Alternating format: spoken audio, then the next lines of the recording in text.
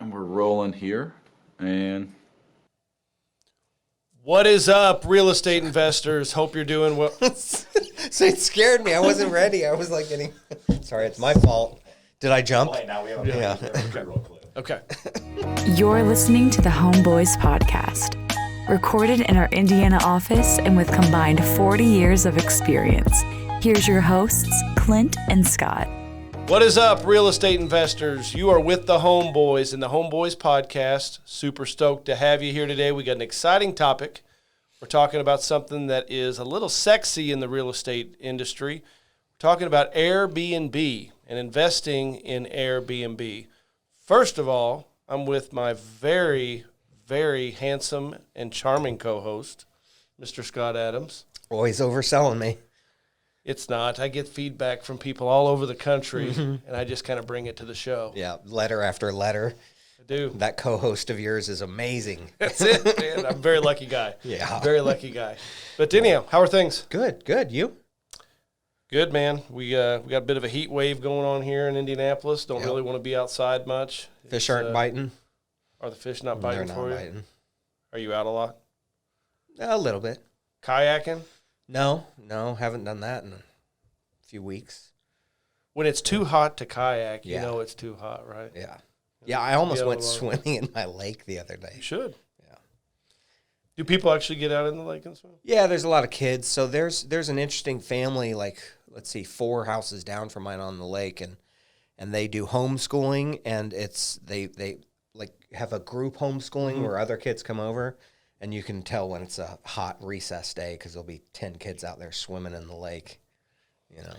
I just don't want to get out of the house. Yeah. I'll be honest. Yeah. You know, like when my kids say that they want to go to the playground in the backyard, I'm like, oh, gosh. Yeah, you got to involve water if you're going to be outside. It is something. But I hate to complain because, you know, being in Indiana, we know that, you know, it gets really cold in the winter. So I'd much rather be really, really hot than really, really cold. So I should stop complaining about it. And I shouldn't be surprised either. I mean, kind of how Indiana is. It is how it is. We've got terrible weather here. We It's do. hot in the summer, humid in the summer, and cold in the winter. It's just dreadful. Yeah. Just Great place to dreadful. invest in real estate. Great place to raise kids. Terrible place to be able to enjoy the weather. It truly is. Yeah. It truly is. We get like the 3 to 20-day period in the fall that is always my favorite. You know, like sometimes magic. you don't even have a fall, but most years, you know, you don't know. You get a week, 2 weeks, sometimes a month of nice fall weather. That's what it's all about for me. But It's funny looking back at my college days. My memory every day was that temperature in Bloomington. I don't know why that stands out that way for me, but Bloomington, Indiana in the fall is the most magical place on earth. And part of it's funny that you say that because part of the reason why fall is like my favorite time is because even to this day, I go to most of the Indiana University football games, and like the weather is always awesome for those, and it's like being outside. I got the family, normally some friends, and grilling out and all that. It's my favorite time of year. Magic down there. And now IU football is kind of on the map. So like, they are? Yeah. We've got a really good team. Like everyone's back from last year, and I've watched a lot of losses over the years. So kind of having a solid team is kind of exciting. Yeah. But talking about exciting, let's get into our topic for the day. And the reason why I say it's kind of sexy is like, it's something that is relatively new. People, we're getting a lot more traction, people asking about it. Let me first preface this by saying Scott and I are not the Airbnb experts. We're not. We do have a little bit of experience, and we have a little bit of interest that is not really fully fulfilled yet, either. So this is a bit of a learning experience for us today also, but we're going to give you our opinions, what we do have experience with in Airbnb, and what we seek to learn, and what we also think could happen, with Airbnb, the supply, the demand, those sorts of things. So let's just get into it a little bit. Let's start with what we have done. Why don't you kick us off? You're the one that got us into it anyway, because you kind of had a knowledge of a certain market in Florida that I did not have, and we kind of dove in. So Yeah, you and I both have a lot of history down in Florida in different areas. And, you know, when I travel, and I think a lot of people are this way now, I think back to early in my 20s and 30s when I would travel, I'd get online and you'd go to Marriott or, you know, Expedia when it first came out, and you'd find a hotel room where you're going. Now my first stop is VRBO and Airbnb. It's interesting to me. So, you know, when I started doing that more for traveling, we found that there was a niche in Florida in a particular place, Cape Coral, for us, that there was demand that hadn't been satisfied. Some people don't know Cape Coral. It's right next to Fort Myers. Yeah, it's just across the river from Fort Myers, and it's an interesting city.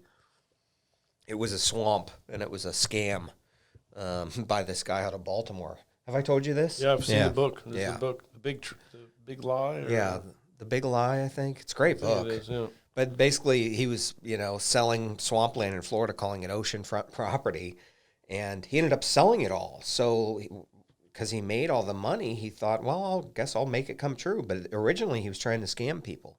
And so he created this, out of the swamp, he dug canals and created the land masses in there. So it's basically like the Venice, Italy of Florida. It's Not quite as scenic no, as Venice. no, but it's got the most. But it is a boaters. It's a boaters paradise. Yeah, it's a mecca for I mean, boaters. it's just canal after canal. You don't even need a car. You could get around Right. by boat. But anyway, we knew that there was a high demand there for Airbnbs and VRBO rentals, and so we went out and we bought a few of them. We didn't buy existing VRBOs or Airbnbs. We went and bought foreclosures because that's what we do. We fixed them up, furnished them, and so that's our basic experience with Airbnb and VRBO is we bought these. We had someone in that town that we knew, fairly trusted, and so we just went and tried it. Yeah. And did it. So we fixed them up, and let's go back. This was like what, 5 years ago, 4 or 5 years ago. Yeah, maybe 6. Okay, somewhere in there. But then we bought these properties foreclosed, you know, distressed. We fixed them up, and then we were just renting them out through a property management company. Right. And so originally it was his property management company, which was great because we trusted him, we knew him, he cared well for us. And then why don't you tell folks about the fun journey after that? Well, I mean, the wheels came off pretty quick, but we just, I mean, we're around remodels a lot, so we got a feel for how things should go, and it just didn't seem. Some of the requests that we were getting, some of the work orders just didn't really match up, and one in particular was the swimming pool. She said we needed to have a whole new swimming pool for like $35,000, I believe was the number, and I'm like, well, I just had a pool guy out there, and right. we paid, but anyhow. Called the same pool company we used previously, and it was a fix that we got done for under $500. Yeah, and he said I told her that. Then we had an insurance, like where our insurance company was requesting, different things, and we were having a hard time getting things that insurance was going to drop us. Oh, that's right. We needed pictures of a couple of things. Right, and it was about the same time that this thing happened with the pool. So my wife and I only had one child at the time. We did a surprise visit. And we showed up at the house when our portal said that it was vacant, and it was actually occupied, meaning that our property manager was taking all of the money and putting it right in her pocket. So it kind of goes back to other podcasts. The management, of it just really brings everything full circle. And we had a property manager that didn't know up from down and was a thief and. Yeah. We inherited them, our hands were kind of tied. They bought the business from someone we trusted and cared about. And, yep.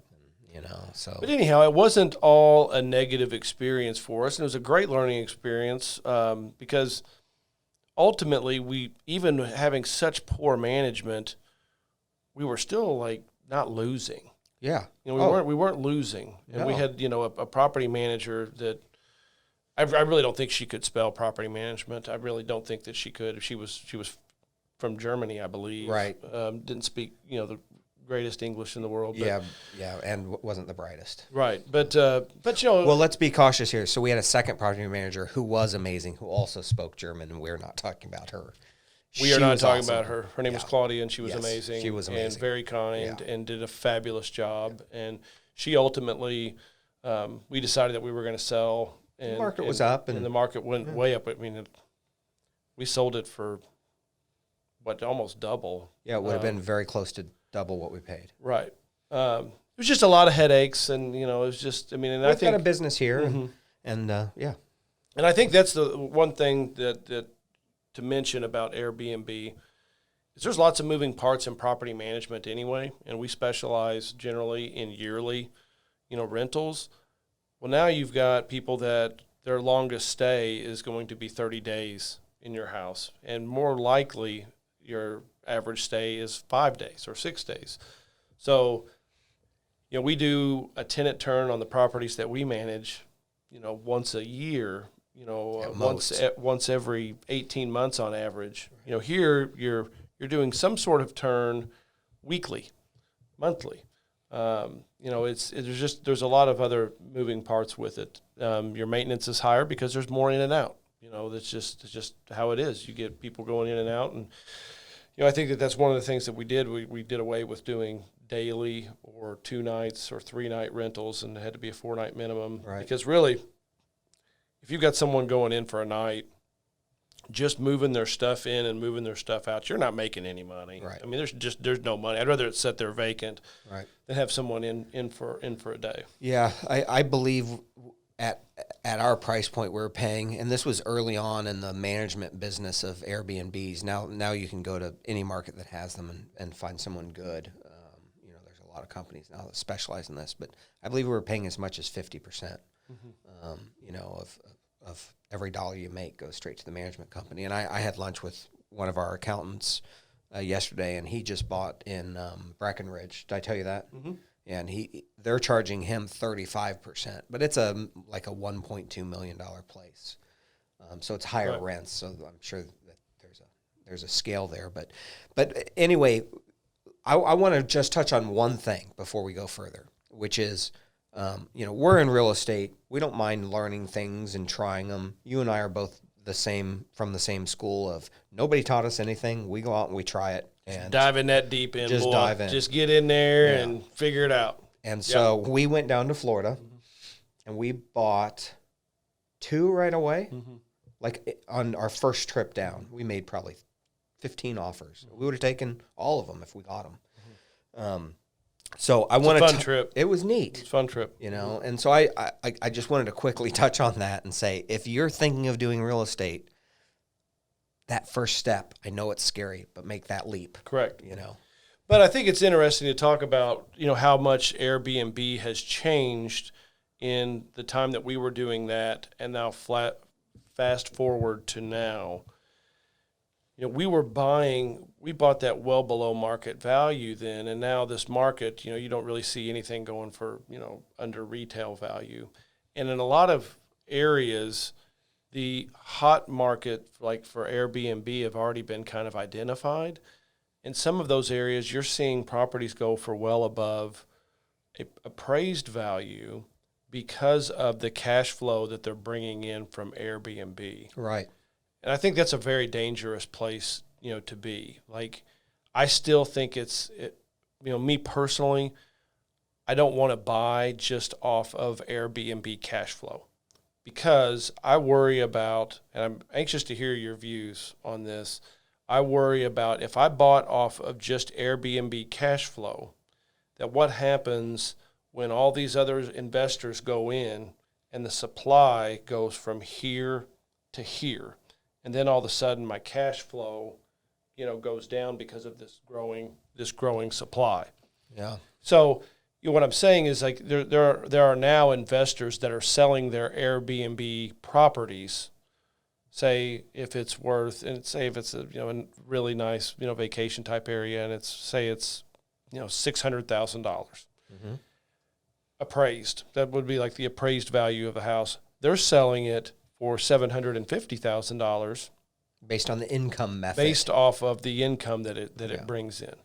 Yeah, I mean, I think that's a really scary place to be. You know, we've seen hedge funds. Would you be a buyer No, if come on. something was bringing, let's just inflate it, say it was bringing $9,000 a month, and some of these places do, like, if you got a Destin, Florida, or some vacation type destination, if it's bringing in $9,000, and it appraises for, let's say, 650, but it's on the market for 800 grand. I mean, Are you a buyer? that's the dumbest question I've ever been asked. The reason why I ask is because there's so many I know. people out there that would do it No, I'm not based a off buyer of the cash that. flow. Because we give a pro forma, Right. and you're looking at a cash on cash return of 7 to 10%, and Right. then all of a sudden they see a pro forma on this Airbnb, like, oh, that's 14% return. I get it, and we saw hedge funds do that with traditional houses, and they didn't get caught with their pants down because we've had so much appreciation. These hedge funds were going out and not particularly Airbnbs, but just rental houses and paying based on what they could get for the returns, overpaying for places. And they didn't get burned because the market appreciated. So there was some luck involved there. But on an individual level, you can't afford to take that risk. If for some reason the Airbnb market changes or dies, or like Madeira Beach, Florida, it gets outlawed, 6-month rental minimum for a certain area. Did not know that. There's a lot of areas that are against these Airbnbs now. And so they can take that rug right out from under you. You suddenly have an asset that is no longer cash flowing and is no longer as valuable. So not only did you take away that 750 to 600,000 in your example, did it suddenly become just worth whatever the market value is, not the income approach method? The property values went down in that area because suddenly overnight, nothing was a cash flowing asset in that entire area. So it got hit for a year and a half. We've seen this happen in markets. So that's the long answer to don't ever do that. Right. So if I'm an Airbnb investor, I'm wanting to get into Airbnb, and I start looking, and it could be anywhere. It could be, here in Carmel, Indiana, Fishers, or say, you're in Charleston, South Carolina, or, wherever it is. And I research it, and I'm like, well, I just can't find anything in what I think would be a good Airbnb area within this market, at a retail price. So your response would be, then don't buy. Correct. Don't buy. And I couldn't agree more. Yeah, I'm just it's for the scary. sake of conversation, because I know what people are doing now. I mean, people are just saying, "Oh, well, the cash flow is there, so Right. screw it. Let's dive in." I mean, we're fundamental investors, though. We base things on almost the worst case scenarios, and so if you're buying based on rose-colored glasses, it's too much risk. There's just too much risk. There's no reason to do that. You can find other areas. Now, I understand people doing that if it's in an area where they take their kids and they're going to rent it out part of the other time or something. There is an emotional element Right. at play, And that's fine. if you're looking for family memories, stuff like that. whatever. Yeah. You and I both agree. I get that, it. You put family above money, and Right. and so if that's important to you. However, if you're buying based on simple numbers, there's a million places you can buy these. In fact, one of the things that I've been most surprised about is where you can buy these and make Airbnbs work. Our hometown of Carmel, Indiana, Fishers, Indiana, never in a million years would I have dreamed that it has such great returns on Airbnbs. Never. Indianapolis, I had no idea. My first exposure to the idea was you had a house downtown that you lived in. And when the Super Bowl happened, and whatever year that was, 2011. 2011, Or 12 is one people of the were two, offering like $20,000 for that week to rent your house from you. For the week. For the week. So that was my first exposure and that was obviously a unique situation with the Super Bowl. However, that was my first idea that people do this everywhere. Right. And so, you and I are going to buy a couple right now. We're in the process of it. We're in the went and looked at one this morning that, and it's a much different price point than what I'm talking about, like in Florida. Right. This is on the market for around $200,000 just down the street from our office. But I had a call last week from a good friend of mine. He grew up with him. His granddad was my 8th grade history teacher, one of the pillars of the community, and and my friend's done very well for himself. He owns several gyms, a franchise gym that has like exploded. He got in early, and it's Orange Theory. Orange Theory, yeah. It's freaking awesome. Like he's doing great. But he's interested in Airbnb, like in the Panhandle area of Florida. And it's funny because we haven't even really talked about this. I told him exactly what I said about appraised value, and I said, but if you're wanting a place for your family to go also and enjoy. I mean, there is a little different. But I think you bring up another interesting point where people think of Airbnb and they only think of like vacation destination type places. But, I don't consider Carmel, Indiana really a vacation destination. No. But there are many things that happen like, athletic tournaments and theater and, all the things that go on that do bring people to town that are interested in Airbnb. I asked you about that at lunch. I said, so we have a place up here called Grand Park, and it's somehow become a national center for like softball and baseball. And the Colts also do their training camp there. I didn't even know that. But I mean, it's a mecca for AAU tournaments, softball tournaments, all that stuff. And I said, well, let's buy a couple up there, and your response was, it's saturated.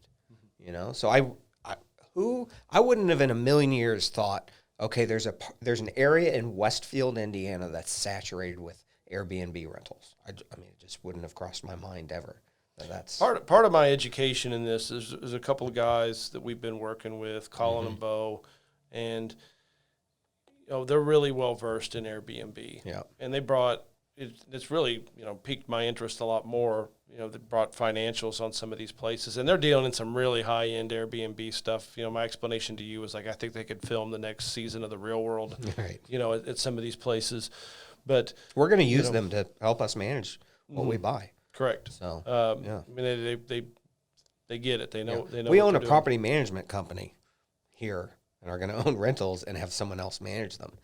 I think that's at a point that we want to quickly touch on, which is hire the experts for your particular thing. Yeah, we're saying that we're not the Airbnb experts. Right. We're going to outsource. Our staff is trained into the model that we have, and right. don't feel like it's something that we really want to train our staff in. So we're kind of partnering with them to do it. That's true. We do have a little control because we're going to be more of a partnership with them. But yeah, so we're going to be launching this. We know that a lot of folks have come to us. A lot of our clients have done this also, through other places. And I think it's a difficult thing to offer clients by groups like ours just because of the cost, like you said. It's hard to make any profit at all and offer a product like this to your clients because you've got the cost to, buy the property, fix it up into a really, you want these properties to be very attractive. And you also got to worry about the deferred maintenance stuff and, the hotel-like items. There's a lot of expenses. And so to be able to pass that on to a client, it's difficult without paying above the appraised value of the property. Yeah, I mean, I guess if you are, which I'm not preaching that you do that at all, you have to be in a point where it's in a really unique, area and just super, super, super sexy. I mean, really, really neat place. But, I'm like you. We do a lot of our investing together anyway, but I go off of the appraised value, the ARV, more than from the cash flow. So talking about that, what I think the biggest concern is for me is that Airbnb, super sexy, everyone's in. I've rented places just like you have off of Airbnb. It's really cool. Right. Went to the U.S. Open a couple years ago out in California. We stayed at Airbnb in downtown Carmel. It was fabulous. We had a fabulous experience with it. Yeah, last night my trip got canceled to Yellowstone because they're closing the park a week early in September. And so the first thing I did was with my dad on the phone, we both got on Airbnb and started looking at new places to go. It's incredible. And we found one. But what happens is whenever there's a sexy new thing, then people get in. Like I just said. Where does the point of saturation come in? I mean, how far does this go? Like we've talked about this because, I'm a Disney family. Me and my wife and our girls go to Disney, probably way too much, but we freaking love it. They built a whole community. How many hundreds of homes down there that it's 100% Airbnb. Right. At some point, when does the supply outreach the demand because of everyone that is flooding to get into it. Sure, we saw it kind of happen in Cape Coral. You know, I don't know that it ever was a tidal wave, but it reached the point where, you know, having 100% occupancy was not. When we first did it, I mean, you couldn't keep people out of the place. I mean, you had more demand than you had availability 100% of the time. And then we saw Cape Coral kind of start to turn the other way, not because demand went down, but supply went down. A lot of people, the secret was out. So I don't know. I don't know the answer to that. You know, in a place like where we're going to be buying here in Indiana, I think the risk is fairly limited, but someone big could come along and really put their foot down and do this. We've seen hedge funds do it with rental properties in certain areas. They could come in and do that with Airbnbs. You know, there's risk with all of this stuff. So since you don't know, should I go to like TikTok and Yeah. like some kid that lives in his parents' basement, see what they have to say, and then maybe just kind of go along? I saw TikTok last night. I meant to mention it at lunch, but I saw TikTok last night where this guy literally was showing a house that he said, I bought this for this at the tax sale, and I bought this, you know, put this much in it. All of a sudden, well, I was bored, so I got my laptop out and I pulled up Realist and looked it up. Realist is we have this software access where we can see what everyone pays for everything, pretty much. And he didn't even get the tax deed. He bought a tax certificate. And He probably doesn't know the difference. no. Right. So he doesn't own the house. He thinks he owns the house. And he had put money in it in the TikTok. Drives me crazy, man. But it's insanity out there. You got to be careful who you listen to. I mean, it's just insane out there. Oh, I saw one where they're out there preaching to buy it off of cash flow. Like, oh, who cares, you know, what the appraised value is. I mean, if it's bringing in $8,000 a month, you know, whatever.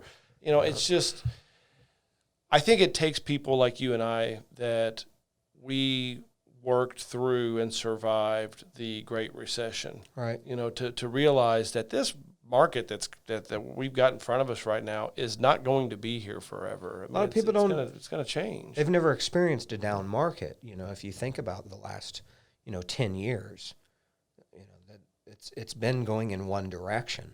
And so And I'm not that's their blaming them experience. because, I remember being young and whenever, I was doing my model, which I won't get into, I thought, oh my gosh, this is unbelievable. I'll be done by the time I'm 30. Me too. You and I both had that same experience early in our careers. I thought, man, this is incredible. And then all of a sudden, boom. Yeah, God reached down and smacked different. us across the I'm face and telling said, you. "Boys, you got to work hard for a living." Piece of humble pie real quick. And, that's gonna come. It's just, it's an interesting topic because I think it's probably the reason, knowing you and I, the reason why it's interesting is because we're still intrigued because we're not experts on it and we want to know more. Mm-hmm. But I think our reservations are something to really pay close attention to because, it's just like I know the Panama City beach market really, really well. Right. And my parents had a condo whenever I was a young kid there. We still own it to this day. Right. And back in the 90s, there wasn't much supply of condos in Panama City Beach. Yeah. So you saw a huge boom, around 2001, 2, 3, 4. All those buildings 5, are all either of them. 1980s, 70s, 80s, or they're newer than 2000. Exactly. That's Yeah, exactly there's a what gap. they are. And it's a rental condo. Yeah. And, we were renting it out like 300 days out of the year. And then that went to, now it's 210, 215, because supply, it becomes greater. And with that, the demand is, and we're in a weird time now. The demand's so crazy that's pinned up from people being in their houses for the last year and a half due to COVID. But I think this touches on that risk factor again, which is there is a little higher risk in these, in our opinion, just because your costs are greater. The rug can get pulled out from under you in a lot of different ways. Mm-hmm. And you're going to most likely be in the property for more than it's worth, no matter how you cut it, because you got to furnish it. Yeah. And once it's furnished, the furnishings aren't worth squat. They aren't worth anything. Correct. So that money's just gone. If demand dies down and the property isn't cash flowing, your place is pretty much worth whatever the market says it's worth. And I don't want to get into how we furnished our places down in Cape Coral, but I just say that we're not good at that either. Furnishing condos is not my level of expertise. No. To our But, credit, though, we did finally find, and we didn't use them, but we did find the solution at the end, which is the company that furnishes all of Disney's corporate-owned houses. We found the company that does that and got pricing for their packages. So we did find an answer. We didn't use that. We found our own way, but we did find the solution at the end. Yeah, but there's just lots of unknowns. Could it work? Yes, it could. Right. Like, we're looking into it ourselves. There's places that we currently own that we're looking to maybe transition out of regular rentals. When I say regular, yearly rentals, and turning them into Airbnb. But it's something to be very cautious about. I think that at some point there will be a lot of people that get burned on Airbnb. I think it's the people that are going to be buying above appraised value. Because, you only have one exit strategy if you're buying way above appraised value. When the market goes down, your one exit strategy is to either sell to someone else, another Airbnb investor, which if the market turned, they're going to be gone. Right. So then the only other way that your exit strategy is to dump your price, and then you're losing substantially. So I don't know. A lot of this is to be seen. Like I said, if you have any questions, go to TikTok and just look up Airbnb investing. I'm joking, but we are open to hearing your thoughts. We're still learning about Airbnb. Again, we are not the experts. Scott really claims to know everything about real estate, but there are very few topics that he isn't the guy on. The truth is we probably have more Airbnb experience than 99% of real estate people out there, though. Oh, we do. Between us. We do. I was thinking back to Punta Gorda when I did those condos. When I couldn't sell that last one, we turned it into a rental. I forgot about that. Right. That was back in 1999. So anyway. Maybe why we say we're not the experts is this: there's a lot of, since it's so new, and there's still there's a wave that will even things out. Right. What does that wave look like? I don't know. But if, again, like with all of the teachings that we try to put onto our customers and that we live by, be conservative. Do your homework. If the deal isn't there, good things happen to those who wait. So we will be sharing with you our Airbnb experiences in future podcasts and other content that we provide. Right now, hit subscribe down there if you haven't already. We love putting this out. We're going to be doing lots of fun things going forward here and walking through houses and showing you kind of the process that we do. So please continue to join us. Until next time, happy investing.